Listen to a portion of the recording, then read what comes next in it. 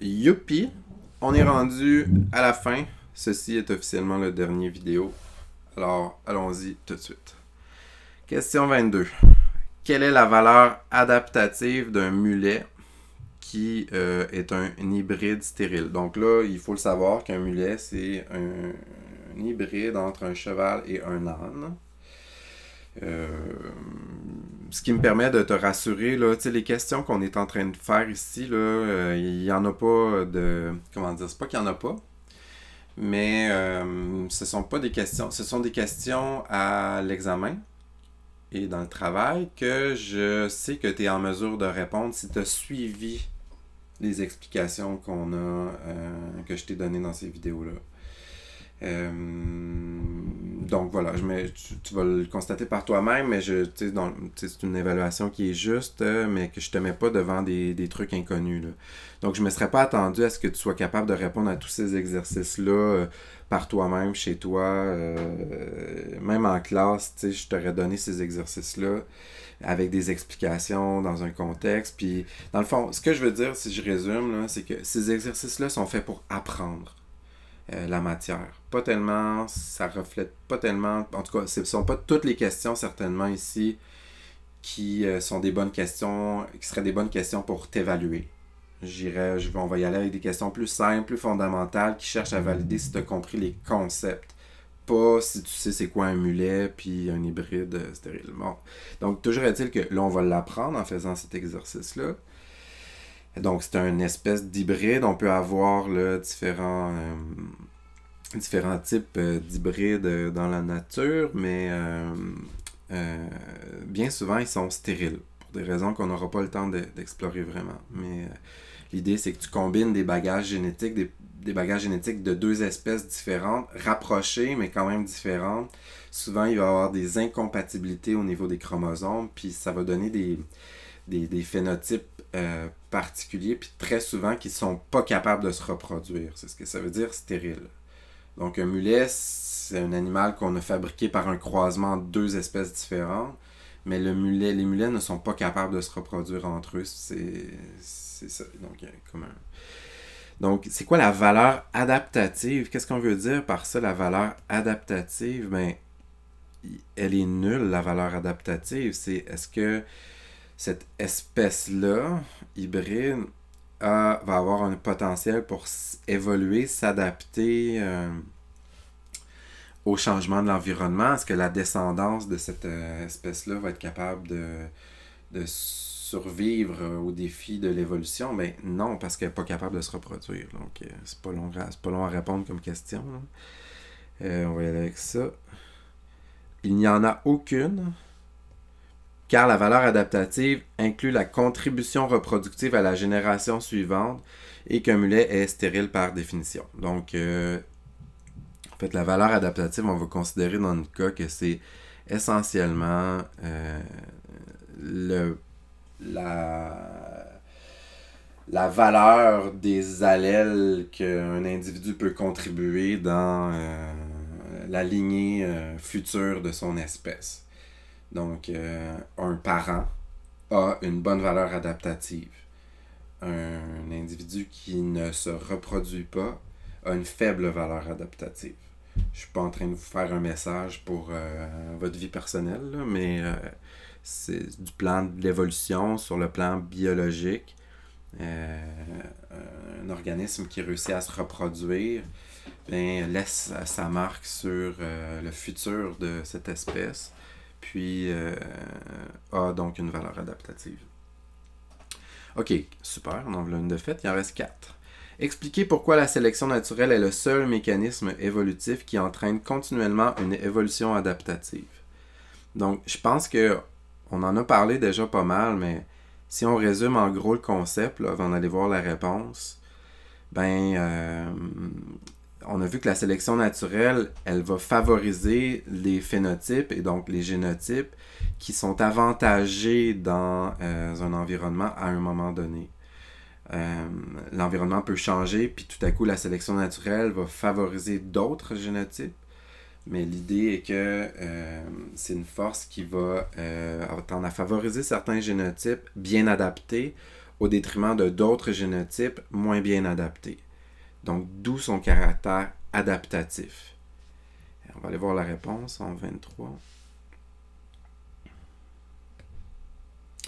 Même s'ils peuvent tous deux augmenter la fréquence des allèles avantageux dans une population, le flux génétique et la dérive génétique vont le faire par hasard, en fait. Là. Ben, surtout pour la dérive génétique, parce que c'est aléatoire.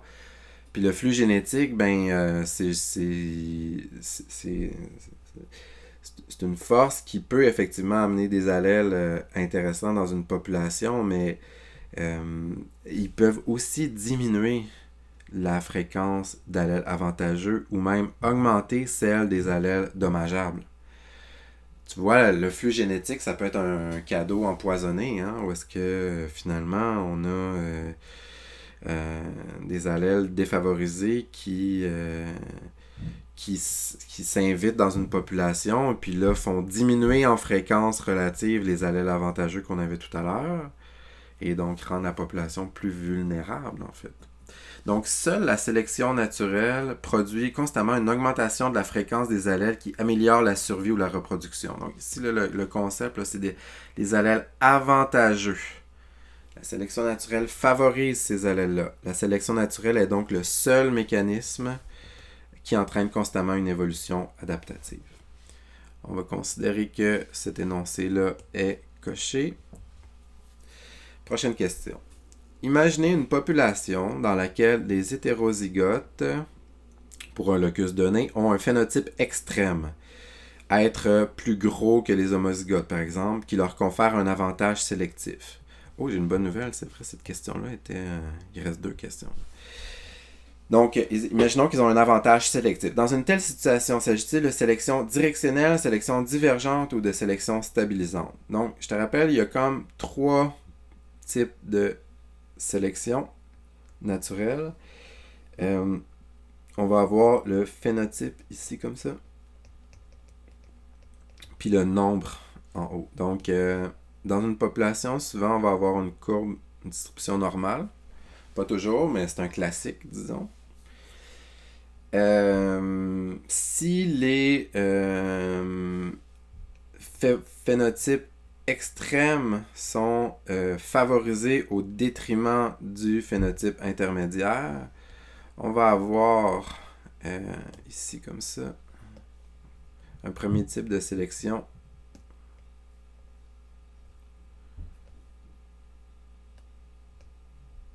comme c'est ici, puis là on va faire ça.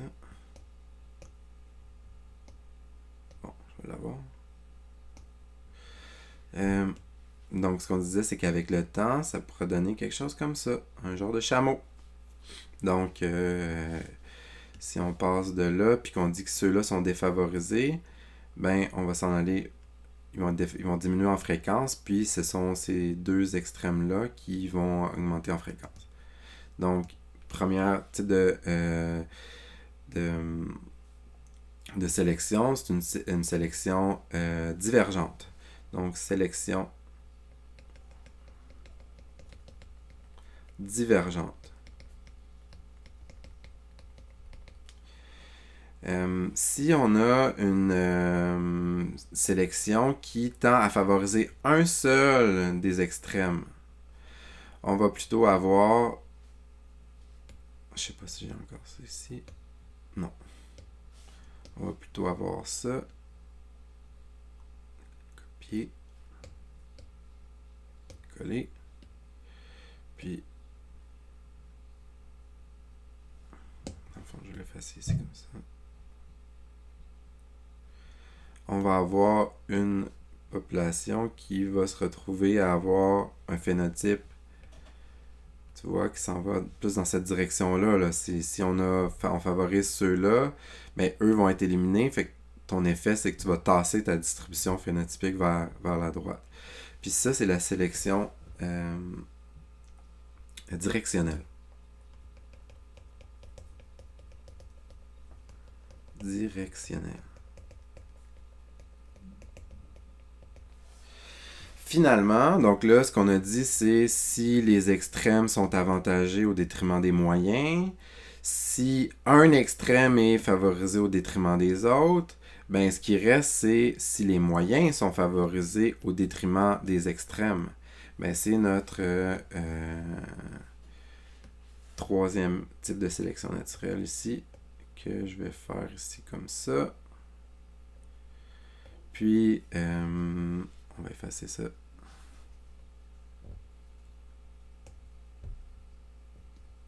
Oups. J'ai comme... OK. Donc, les moyens, ben, ce que ça va faire, c'est qu'on va avoir une augmentation des moyens.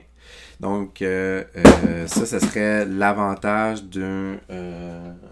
des moyens, du génotype hétérozygote avec un phénotype.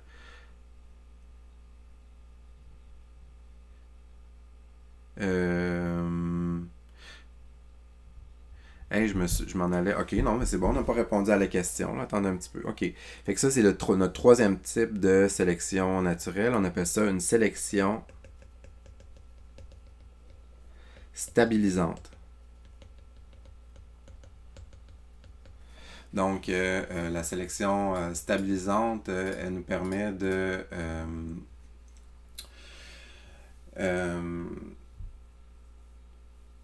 elle nous permet donc de privilégier un phénotype moyen au détriment des extrêmes. Mais ici, là, si on revient à la difficulté et le piège dans lequel je m'en allais tomber moi-même, là, c'était de dire c'est les hétérozygotes. Les hétérozygotes ne sont pas nécessairement dans le milieu là, pour le phénotype. Là, ce qu'on nous dit ici, c'est que les hétérozygotes, ils ont un phénotype extrême à être plus gros. Donc, ça, les plus gros sont où là, dans cette courbe-là? Mettons que tu as la grosseur ici, ben, tu vas avoir les plus petits ici, les moyens là, puis les plus gros là. Donc, tes hétérozygotes ne sont pas dans le milieu ici, sont là. Donc, c'est pour quel type de sélection vous votez là? Ben, la bonne réponse, c'est sélection directionnelle. Donc, on va aller voir la réponse à la question. Ça, c'est la question 24.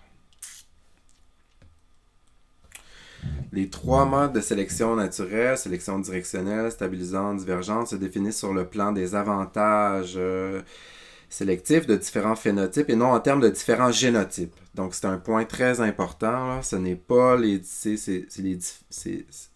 se définit sur le plan des phénotypes et non des génotypes. Ça aurait été une erreur de dire, ben, mes hétérozygotes sont dans le milieu ici comme ça. Là. Non, c'est leur phénotype qui compte. Donc, c'est dans la dominance incomplète, là, où est-ce que tu as une fleur rouge, là, je la dessine bleue, là, mais mettons, on va dire une fleur bleue, une fleur blanche, puis la fleur intermédiaire serait une fleur un peu bleu pâle, là, disons, là. Ben, on aurait... là, on pourrait penser que l'hétérozygote ici, il est bel et bien d'un phénotype intermédiaire. Okay? Ça marcherait avec la dominance incomplète. Mais dans de la dominance, dans d'autres systèmes, comme là, on l'a pas vu... on l'a pas vu de cette façon-là nécessairement, mais les données du problème nous l'indiquent, puis le corrigé ici nous l'indique très, très adroitement. C'était ça le piège dans cette question-là, finalement. C'est que si on te dit que c'est le phénotype, le génotype plutôt hétérozygote qui a une couleur extrême ou un phénotype extrême, ben, il faut le placer à l'extrémité de la courbe. Donc, dans cette question, comme tous les individus hétérozygotes ont un phénotype plus extrême que tout homozygote, l'avantage hétérozygote représente une sélection directionnelle. Donc, ce qu'on va avoir, c'est après un certain temps, la migration de la fréquence phénotypique vers la droite du graphique. Hey, ça, c'est la dernière question, là, les amis. Donc, allons-y joyeusement. C'est une question importante, par exemple, je te dirais. Parce qu'encore là, ça vient déjouer plusieurs pièges cognitifs, puis un biais cognitif qu'on a devant la théorie de l'évolution, Il y a beaucoup d'opposition à cette théorie-là parce que, justement, on voit pas, on n'est pas dans le bon espace-temps pour visualiser vraiment cette dynamique-là. Il faut avoir une certaine imagination sur l'ampleur du temps. Ce que Darwin a eu, puis qui lui amenait à avoir une autre vision complètement des organismes vivants. Donc, comment les imperfections des organismes vivants témoignent-elles du processus de l'évolution? Donc, c'est une des preuves possiblement cachées. Souvent, on va parler de la perfection des organismes vivants, puis on va dire, mais c'est impossible que le hasard seulement ait fabriqué ces organismes-là. Il y a une force supérieure. Encore une fois, je t'invite à ne pas inviter des considérations spirituelles dans le raisonnement scientifique qu'on cherche à avoir. Puis c'est pas un raisonnement philosophique non plus. On est en train d'essayer de décoder des mécanismes qui sont à l'œuvre. On a vu que par le biais de fréquences génétiques qui varient dans le temps, on peut accepter ça sur de courtes échelles temporelles. Ça semble en fait aller de soi que si on est un prédateur, puis qu'on arrive, ou disons vous êtes dans une forêt, puis vous cherchez à vous nourrir, vous allez aller vers les fruits les plus rouges, les plus... ça pourrait être une erreur s'ils sont empoisonnés, là, mais vous allez donc... vous allez sélectionner votre environnement. Puis vous le faites tout en étant une force de sélection naturelle. Si on se met à faire des expériences de croisement, on devient une force de sélection artificielle. Mais dans le fond, l'idée, c'est juste que ça va de sens. Si on devient un prédateur puis qu'on se met à courir après des lièvres, on va réussir à attraper le plus lent. Et les plus rapides auront réussi à se sauver. Et là, la rapidité devient un caractère favorable pour ces animaux-là. Donc, voilà. Donc, on est capable de conceptualiser ces forces-là à courte échelle de temps. C'est plus sur le plan des longues échelles temporelles qu'on va avoir la difficulté. Donc, on va aller voir la réponse. C'est quoi l'énigme? Comment les imperfections, donc les caractères adaptés, témoignent certainement du processus de sélection naturelle, mais on va aller voir 26. Donc, bien que la sélection naturelle puisse améliorer l'adéquation entre les organismes et leur environnement, l'évolution peut aussi entraîner l'apparition d'imperfections chez les organismes. La principale raison, c'est que l'évolution ne produit pas des organismes à partir de rien pour qu'ils s'adaptent à leur environnement et à leur mode de vie. Elle travaille plutôt selon un processus de descendance avec modification. Les organismes, en fait, arrivent pas de nulle part. Ils héritent génétiquement de la structure ancestrale. Et celle-ci va se modifier au fil du temps sous l'effet de la sélection naturelle, mais aussi des autres forces comme la dérive génétique puis le flux génétique. Mais la sélection naturelle reste la force adaptative. Mais c'est comme si tu voulais fabriquer un édifice, un gratte-ciel avec de la paille ou avec des briques. Les édifices en paille ne pourront pas monter aussi haut que les édifices en briques. Donc, les édifices en paille ne sont pas parfaits, ne seront pas... l'évolution ne réussit pas à atteindre des modèles optimaux de design biologique parce que elle fonctionne avec les contraintes qui sont les contraintes historiques des structures biologiques de l'espèce avec laquelle elle travaille, si on veut. Donc, il s'ensuit par exemple qu'un mammifère volant, je vais prendre une couleur aussi, un mammifère volant comme la chauve-souris possède des ailes dont la structure est imparfaite. Ces ailes témoignent plutôt des modifications subies par les membres antérieurs que les ancêtres des chauves-souris utilisaient pour marcher. Donc, tu vois, on dit souvent que l'évolution, c'est une bricoleuse. Elle va prendre des structures, puis elle peut les transformer, mener à des adaptations, mais avec beaucoup de contraintes que présente l'héritage phylogénétique de la lignée ancestrale d'une espèce. Les imperfections, je vais prendre nos couleurs pour ça. Les imperfections que présentent les organismes résultent de diverses contraintes, notamment d'un manque de variation génétique pour le caractère génétique en cause. Ces imperfections résultent également du fait que les adaptations sont souvent le fruit de compromis, puisque les organismes doivent effectuer un certain nombre de choses et que la conception parfaite convenant à la réalisation d'une fonction risque de compromettre l'efficacité d'une autre fonction.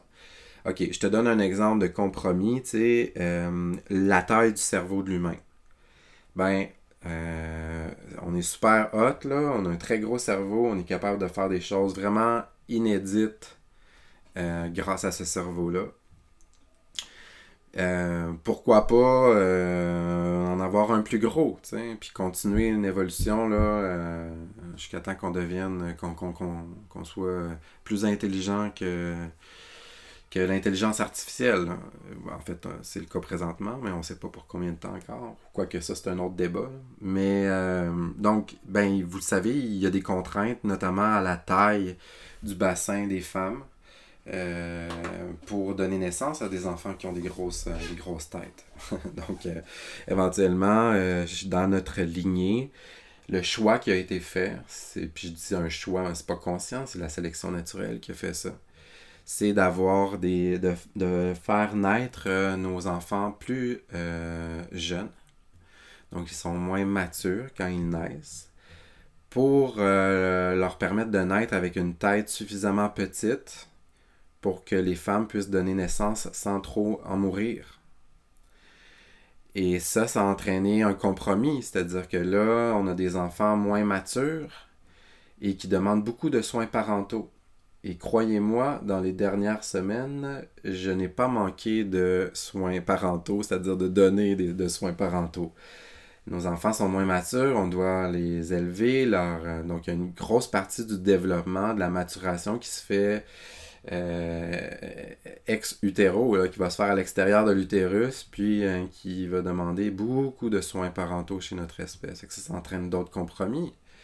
Il faut amener de la nourriture à ces enfants-là. On est responsable de d'autres vies que la nôtre. Là. On n'est pas des poissons qui pondent des œufs puis qui s'en vont plus loin puis qui laissent leurs enfants naître eux-mêmes puis vivre leur vie. Là.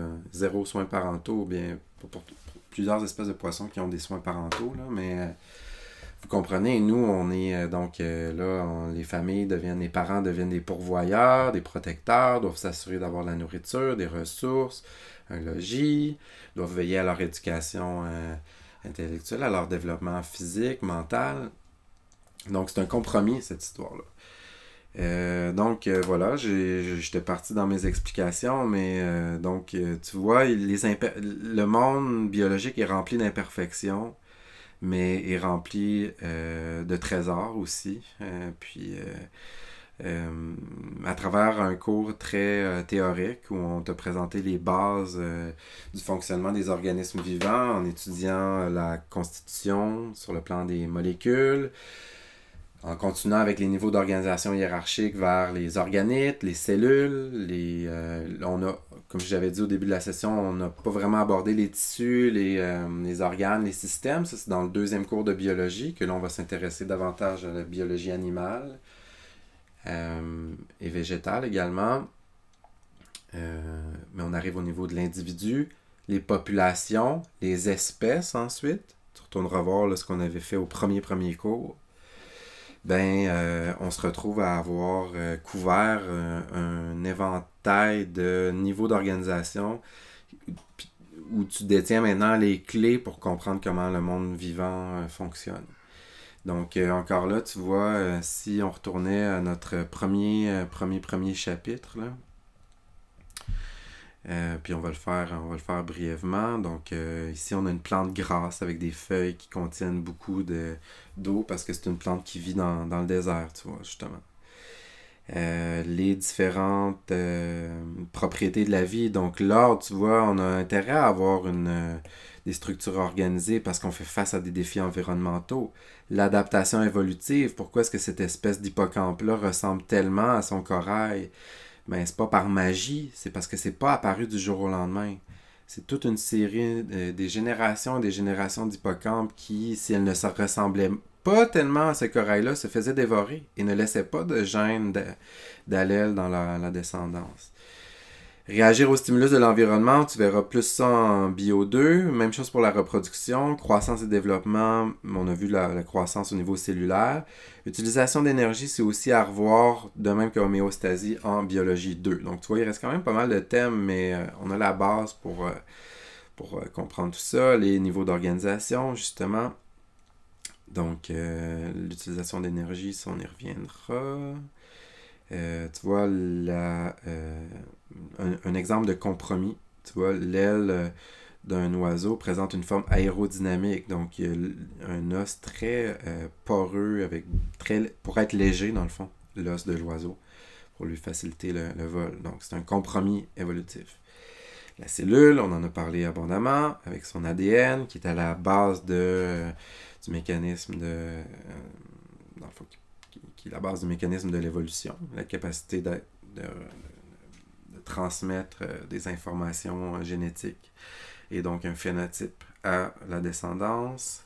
Une cellule en division, la notion des gamètes qui fusionnent en zygote, par mitose on obtient un organisme pluricellulaire. L'ADN, en laboratoire. Remarquez que c'est avec des techniques comme ça qu'on identifie la présence du coronavirus chez les gens. Là. Avec les tests, ce qu'on va faire, c'est qu'on va amplifier l'ARN. On va prendre un petit coton, on va dans le nez, dans le nasopharynx, dans la gorge aussi, pour voir s'il y a des traces de l'ARN du coronavirus. On vient l'amplifier en laboratoire, puis on est en mesure de voir si le test est positif ou négatif. Et qu'on comprend que ça peut prendre un peu de temps entre l'échantillon puis le résultat en laboratoire. Ça, c'est les enzymes, vous y reviendrez en bio 2. Ici, tu vois la classification des êtres vivants.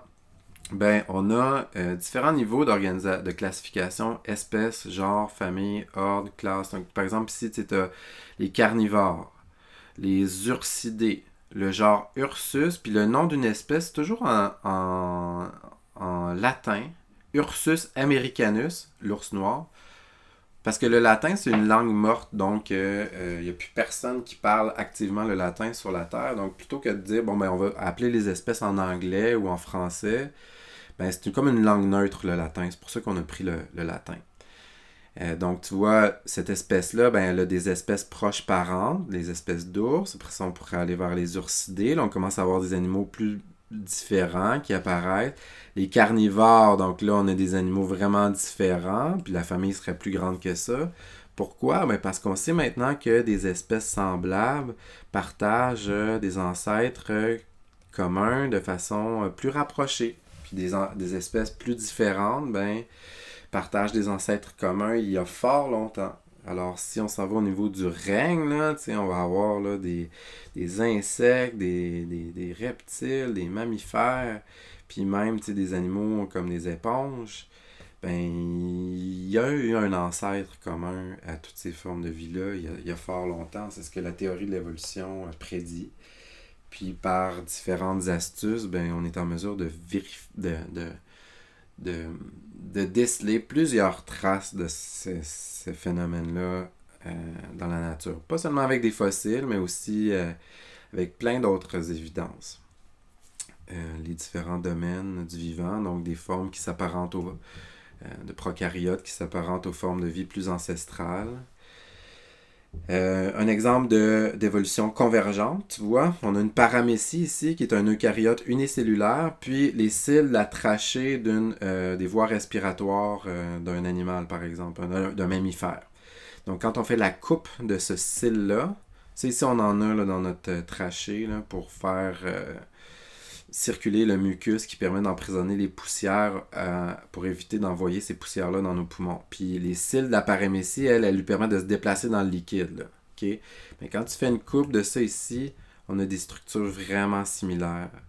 Pourquoi? Ben, on a un exemple ici peut-être d'évolution convergente, peut-être d'héritage par ascendance commune, mais toujours est-il qu'ici on vérifie la notion d'unité du vivant.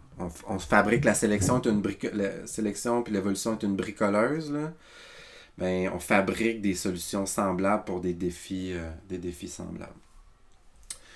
À la recherche de fossiles, Charles Darwin, des exemples de diversité du vivant, mais aussi d'unité du vivant. Donc, on voit des fleurs très diverses, mais c'est des espèces d'orchidées ici, puis elles partagent beaucoup de structures très semblables.